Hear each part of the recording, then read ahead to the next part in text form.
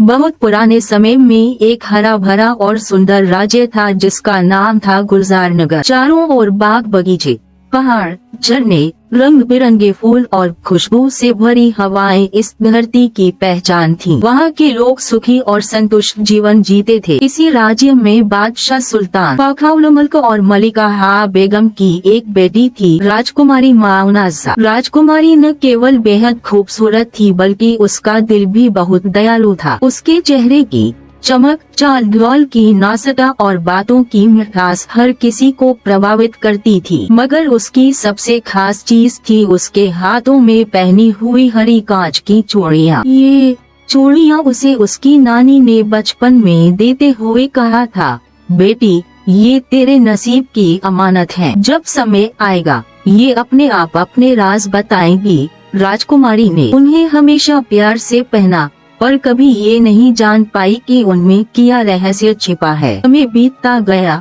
फिर एक वर्ष ऐसा आया जब बारिश बिल्कुल रुक गई, नदियाँ सूख गईं, पेड़ मुरझा गए और खेत बंजर हो गए। पंछी उड़कर कहीं और चले गए और लोगों के बीच डर और उदासी फैल गई। किसान परेशान थे, औरतें पानी की तलाश में खाली घड़े लेकर लाटटिम और बच्चे भूख प्यास के मारे रोते थे। एक दिन राजकुमारी महल की बालकनी में खड़ी थी। उसने एक माँ को अपने बच्चे का हाथ पकड़कर कहते सुना, अम्मा क्या आज भी हमें पानी नहीं मिलेगा? माँ ने दुख से कहा, अल्लाह बेहतर करेगा बेटा। ये सुनकर राजकुमारी की आंखें भर आए। उस रात जब सब सो गए, राजकुमारी चुपचाप अपने कमरे से निकली और महल की सबसे ऊंची छत पर जा पहुंची। आसमान में हल्का चांद था और वातावरण में सन्नाटा फैला था। राजकुमारी ने दिल से दुआ की, हे खुदा, अगर मुझसे कोई सेवा हो सकती है तो मुझे रास्ता दिखाइए। मैं अपनी प्रजा का दुख नहीं देख सकती। जैसे ही उसने हाथ उठाए, उसकी हरी चूड़ियों से हल्की कांटा हुई और फिर एक रोशनी की किरण निकली। राजकुमारी कूंके पर हाथ नहीं हटाए। चूड़ियों से एक मुलायम हरी रोशनी फैलने लगी जो धीरे धीरे पूरे आसमान में छा गई। वह रोशनी पानी की बूंदों की तरह धरती की ओर उतरने लगी,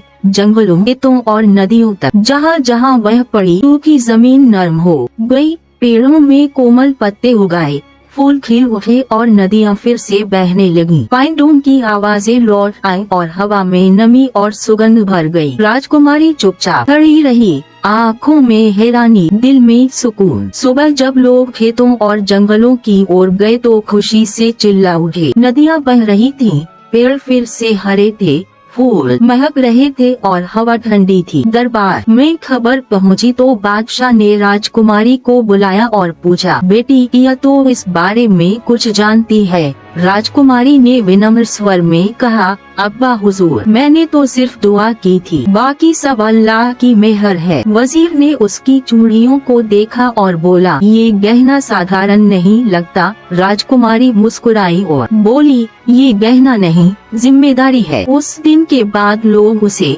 सब्सकाइज्म वाली राजकुमारी कहने लगे। जब भी वो अपनी चूड़ियाँ पहनती, लोगों के दिलों में उम्मीद और सुकून जाग उठता।